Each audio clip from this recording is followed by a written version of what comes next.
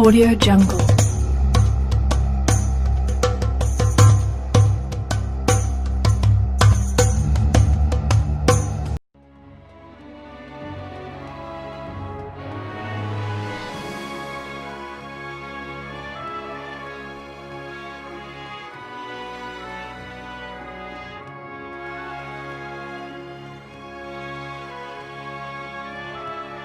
تاریخ اسلام کے طالب علم جانتے ہیں کہ دین میں خلافت کی اہمیت کیا ہے اور یہ خلفائے راشدہ کے عہد زیرین کے بعد کن کن گھاٹیوں سے گزر کر بالآخر 1922 میں ختم ہو کر اہل اسلام کے دل پر وہ گھاؤ لگا گئی جس کے زخموں سے آج بھی خون رس رہا ہے۔ اگرچہ یہ حقیقت اپنی جگہ ایک وجود رکھتی ہے کہ جناب امام حسن رضی اللہ تعالی عنہ کے بعد تاریخ اسلام میں ملوکیت کا عمل دخل شروع ہو گیا تھا، لیکن اس کے باوجود ایک زمانے تک مسلمان حکمران خود کو خلیفہ ہی کہلاتے تھے، جس کی وجہ سے دنیا میں ہمارا ایک بھرم قائم رہا۔ مگر بدقسمتی سے یہ خستہ عمارت بھی ایک صدی قبل اس وقت زمین بوس ہو گئی جب ہندوستان کے کریا کریا میں یہ نعرہ گونج رہا تھا کہ بولیں اماں محمد علی سے، جان بیٹا خلافت پر دے دو۔ ناظرین، آپ دیکھ رہے ہیں اسپریڈ دی اسلام، جس نے آج کی اس زیر نظر ویڈیو کے لیے تاریخ میں سب سے طویل عمر رکھنے والی خلافت عثمانیوں کو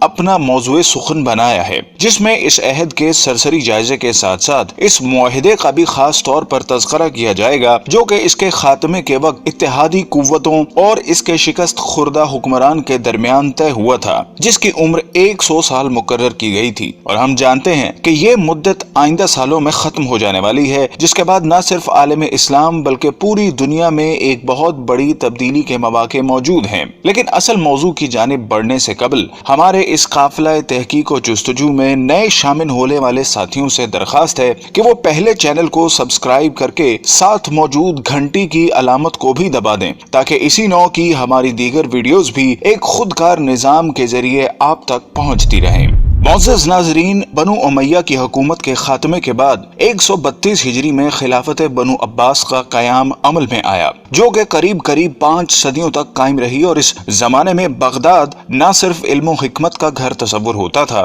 بلکہ اس کا شمار دنیا کی طاقتور ترین حکومتوں میں بھی ہوتا تھا، جس کو ہارون الرشید اور مامون الرشید جیسے خلفاء نے قوت و حشمت کی بلندیوں تک پہنچا دیا تھا۔ لیکن فطرت کے اس اصول یعنی ہر کمال رزوال کے تناظر میں جب 8ویں خلیفہ معتصم باللہ کے بعد عباسیوں نے محض ہوس اقتدار کو اپنا مطمع نظر بنا لیا تو ہلاکو خاں کے ہاتھوں اس کا بھی خاتمہ ہو گیا، اور یہ تاریخ اسلام کا وہ خونی باب ہے جس کو رقم کرنے کے لیے شیر کا کلیجہ درکار ہے۔ لیکن چونکہ آج کا ہمارا موضوع خلافت عثمانیہ ہے جس نے اسی راک سے جنم لیا، سو ہم اسی تک محدود رہتے ہوئے ابھی اس سے صرف نظر کریں گے۔ ناظرین محترم، عین ان لمحات میں جب بلا لحاظ عمر و جنس مسلمانوں کا خون بغداد کی گلیوں کو سیراب کر رہا تھا اور تاتاریوں نے صرف مسلمانوں پر زندگی حرام کر دی تھی کہ ایک دیندار گھرانے میں ایک بچے نے آنکھ کھولی اور اس کے والدین نے نومولود کا نام عثمان رکھا، جس سے ان نامہربان موسموں میں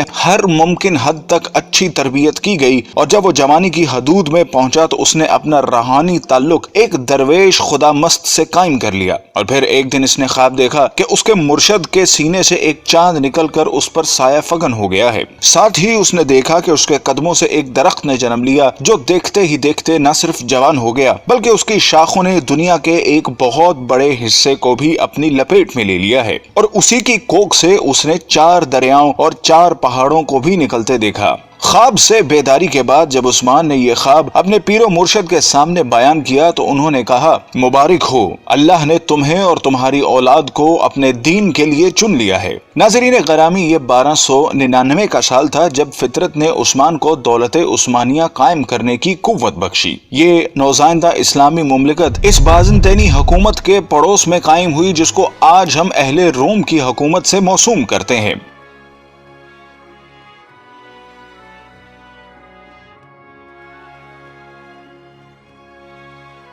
قابل قدر ناظرین، عثمان، جس کو ترک آج بھی غازی عثمان کے نام سے یاد کرتے ہیں، کا عہد حکومت ایک مثال کے طور پر پیش کیا جاتا ہے جس میں عدل و انصاف کی حکمرانی تھی۔ غازی عثمان نے اپنی زندگی میں ایک ایسی سلطنت کی بنیاد رکھی جو کہ آنے والی کئی صدیوں تک قائم رہی۔ یہ عظیم حکمران جب 1226 میں اس دنیا سے رخصت ہوا تو اس نے موت سے قبل اپنے بیٹے اور خان کو جو نصیحت کی وہ آج بھی کتب تاریخ میں ایک بہترین ضابطے کی صورت میں موجود ہے۔ اس نے کہا کہ جہاد فی سبیل اللہ کو قائم رکھتے ہوئے ہمیشہ دین اسلام کا پرچم سر بلند رکھنا اور ہمیشہ عدل و انصاف پر قائم رہنا۔ اس نے کہا کہ میری نسل سے جو شخص بھی اسلام سے بے وفائی کا مرتکب ہوگا تو وہ روز حشر رسول اللہ صلی اللہ علیہ وسلم کی شفاعت سے محروم رہے گا۔ اور پھر اس کے بعد 627 سال تک دولت عثمانیہ پر اسلامی خلافت قائم رہی، جس دوران کئی ایک نامور حکمران آئے جنہوں نے اس کی آبیاری کرتے ہوئے اسے دنیا کی ایک عظیم سلطنت میں بدل دیا۔ اور پھر آنے والے وقت نے ثابت کیا کہ عثمان کے خواب میں آنے والے دریاؤں میں دجلہ، فرات، نیل اور دریائے دینوب شامل تھے،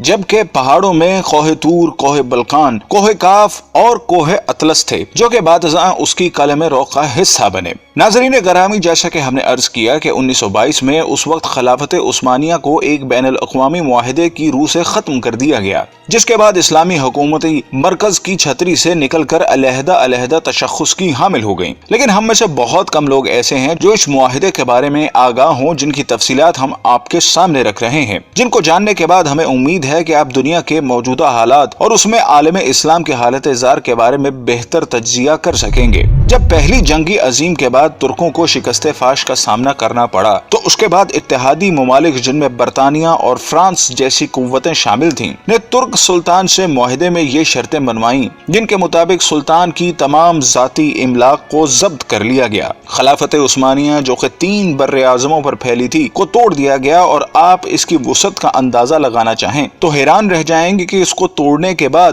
دنیا میں 40 آزاد ممالک وجود میں آئے، جن میں آج کی دنیا کے بیشتر اسلامی ملک شامل ہیں۔ گویا مسلمانوں کی قوت مختلف 40 دائروں میں تقسیم ہو کر رہ گئی، جس کے بعد یہودی اور نصرانی دنیا کے لیے سپر پاور بننے کا راستہ ہموار کیا گیا۔ ترکی جو کہ اس سے قبل عالم اسلام کا مرکز تصور ہوتا تھا کو سیکولر اسٹیٹ کا درجہ دے دیا گیا۔ سلطان کے 3 بر اعظموں پر پھیلے ہوئے اثاثوں کو ضبط کر لیا گیا، اور ترکی میں آئندہ 100 سال تک اسلامی نظام کے نفاذ اور خلافت پر پابندی عائد کر دی گئی۔ اس کے علاوہ اس کو معاشی طور پر تباہ و برباد کرنے کے لیے یہ شرط بھی رکھی گئی کہ وہ اگلے 100 سال تک اپنی معدنیات جن میں تیل کی نمایاں دولت تھی کو استعمال نہیں کرے گا، اور تیل کے مزید کنویں بھی نہیں کھودے جائیں گے۔ جبکہ مزید ظلم یہ کیا گیا کہ اس کی بندرگاہ باسفورس پر ترکی کی ملکیت کو ختم کرتے ہوئے اسے عالمی تصرف میں دے دیا گیا، اور یہ شرط رکھی گئی کہ ترک اس سے کسی بھی قسم کا ٹیکس وصول نہ کر سکیں گے۔ یہ تمام شرائط نافذ کرنے کے بعد ساتھ ہی یہ بھی طے کر دیا گیا کہ ترک سلطنت اگلے 100 سال تک اس معاہدے کا احترام کرنے کی پابند ہوگی۔ ناظرین گرامی، وقت اپنی مخصوص رفتار کے ساتھ چلتا رہا اور ترک مسلمانوں اور بالعموم تمام عالم اسلام نے یہ صدی کس کرب سے گزاری۔ اگر اس داستان خون رنگ کو لکھنے کی جسارت کی جائے تو ظاہر ہے ایک پوری کتاب کی ضرورت پڑے گی، لیکن یہ عہد پرآشوب اپنی تمام تر حشر سامانیوں کے ساتھ اب اپنی آخری سانسیں لے رہا ہے، اور اب مزید کچھ سال بعد ترکی اس معاہدے سے آزاد ہونے والا ہے جس نے 100 سال تک اس کی آزادی کو اس سے چھینے رکھا۔ لیکن جو وقت قریب آ رہا ہے تو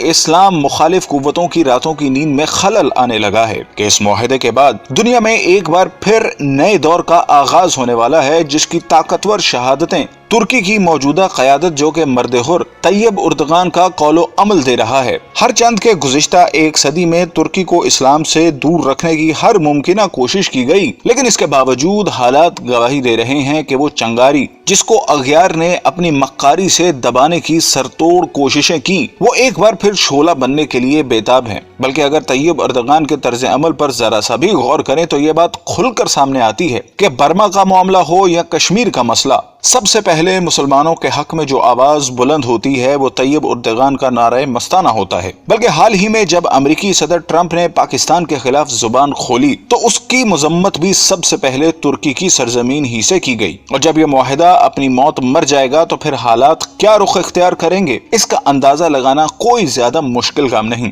بلکہ طیب اردغان کا یہ بیان کہ 2023 کے بعد ترکی پہلے جیسا بیمار ملک نہیں رہے گا، بلکہ وہ عالمی سیاست میں ایک صحت مند کردار ادا کرے گا، اس بات کا غماز ہے کہ آنے والے وقتوں کے لیے خود کو تیار کر چکا ہے، اور شاید اقبال کا اس شعر کی تفسیر آمدہ برسوں میں آنے والی ہے: اگر عثمانیوں پہ کوہ غم ٹوٹا تو کیا غم ہے کہ خون 100,000 انجم سے ہوتی ہے سحر پیدا۔ ناظرین کرام، اگر ہم تاریخ کے آئینے میں دیکھنے کی جسارت کریں تو یہ بات کھل کر سامنے آتی ہے کہ طاغوت کی ہمیشہ یہی کوشش رہی کہ اسلام کبھی بھی دنیا کے کسی بھی خطے میں اپنی اصل شکل کے ساتھ نافذ نہ ہو سکے، اور اگر ماضی میں بھی کبھی ایسی کوشش کی بھی گئی تو اس کی مخالفت میں تمام ابلیسی قوتیں متحد ہو گئیں، جس کی تازہ ترین مثال ملا عمر کے افغانستان میں اسلام کے نفاذ کی کوشش تھی، جو طاغوت کے لیے ایک ڈراؤنا خواب تھا، جس کے مقابلے میں ہم نے دیکھا کہ دنیا کی تمام قوتیں اس پسماندہ ترین ملک کے خلاف صف آرا ہو گئیں، اور نہ ہی وہ طاقتیں جن کے بارے میں اللہ رب العزت کا ارشاد ہے کہ یہ کبھی تمہاری دوست نہیں ہو سکتی،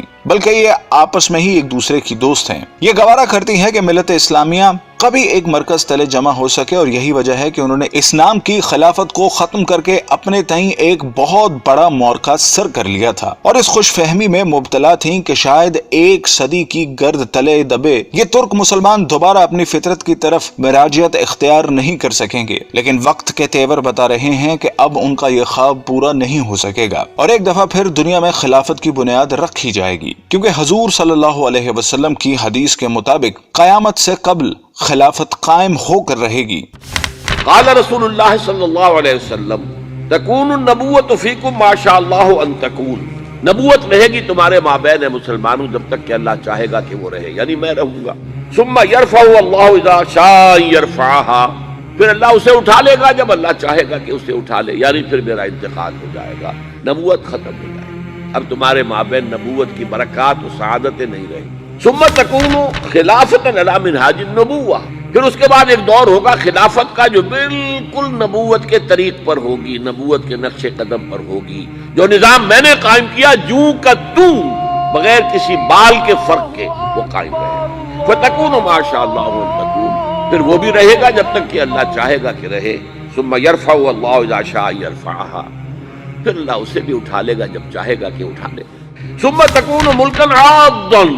عض یعض کہتے ہیں دانتوں سے کاٹنے کو، پھر اس کے بعد ایک دور آئے گا جو کاٹ کھانے والی ملوکیت کا دور ہوگا۔ یہ جیسا کہ میں عرض کر چکا ہوں، یہ ملوکیت جو مسلمانوں کی تھی، اور ان میں جو مظالم ہوئے ہیں، اچھے لوگ بھی آئے ہیں، یقیناً آئے ہیں، آخر 12 خلفاء کی تعداد انہی میں سے پوری ہوگی۔ ثم تکون ملکا عاضا، پھر کاٹ کھانے والی ملوکیت آئے گی، فتکون ما شاء اللہ ان تکون، تو وہ بھی رہے گی جب تک اللہ چاہے گا۔ ثم یرفع اللہ اذا شاء یرفعها، پھر اللہ اٹھا لے گا اسے بھی جب چاہے گا۔ ثم تکون ملکا جبریا، پھر ایک مجبوری والی ملوکیت آئے گی، غلامی والی، جس کو ہم ویسٹرن کولونیلزم کہتے ہیں، یورپین کولونیلزم۔ کہیں انگریز ملکہ وکٹوریہ کے ہم غلام ہو گئے، کہیں جو ہے ہسپانوی آ گئے، کہیں پر اطالوی آ گئے، کہیں پر فرانسیسی آ گئے، کہیں پر ولندیزی آ گئے، کہیں پر پرتگیزی آ گئے، اس طرح سے پورا عالم اسلام گرفت میں آ گیا۔ ثم تکون ملکا جبریا فتکون ما شاء اللہ ان تکون، پھر وہ بھی رہے گا جب تک کہ اللہ چاہے گا۔ ثم یرفع اللہ اذا شاء یرفع، پھر اللہ اسے بھی اٹھا لے گا جب چاہے گا کہ اٹھا لے۔ ثم تکون خلافت علی منہاج النبوہ، پھر آئے گا ایک دور خلافت علی منہاج النبوہ کا۔ ثم سکت النبی صلی اللہ علیہ وسلم، اس کے بعد خاموش ہو گئے حضور۔ تاریخ انسانی کا یہ آخری دور ہوگا۔ مسند احمد میں موجود حدیث کے مطابق حضور صلی اللہ علیہ وسلم نے 5 ادوار کا ذکر فرمایا ہے۔ آپ صلی اللہ علیہ وسلم نے فرمایا کہ تمہارے اندر نبوت کا دور رہے گا جب تک اللہ چاہے، پھر اللہ اسے اٹھا لے گا جب اٹھانا چاہے گا، یعنی جب تک حضور صلی اللہ علیہ وسلم رہے وہ دور رہا۔ اس کے بعد حضور صلی اللہ علیہ وسلم نے دوسرے دور کا ذکر فرمایا، پھر خلافت منہاج النبوہ قائم ہوگی، پس یہ دوسرا دور بھی جاری رہے گا جب تک اللہ چاہے گا، پھر جب اللہ چاہے گا اسے بھی اٹھا لے گا۔ اس کے بعد حضور نے تیسرے دور کا ذکر فرمایا کہ اس کے بعد کاٹ کھانے والی حکومت کا دور آئے گا۔ حکومت کا یہ دور بنو امیہ اور بنو عباس کی ملوکیت کا دور تھا۔ آپ نے ارشاد فرمایا یہ دور بھی رہے گا جب تک اللہ چاہے گا، پھر اسے بھی ختم فرما دے گا۔ پھر حضور صلی اللہ علیہ وسلم نے چوتھے دور کا ذکر فرمایا، پھر جابرانہ بادشاہت کا ایک دور آئے گا۔ جابرانہ بادشاہت سے مراد غیروں کی غلامی کا زمانہ ہے۔ پھر حضور نے 5ویں دور کا ذکر فرمایا کہ پھر خلافت منہاج النبوت قائم ہوگی۔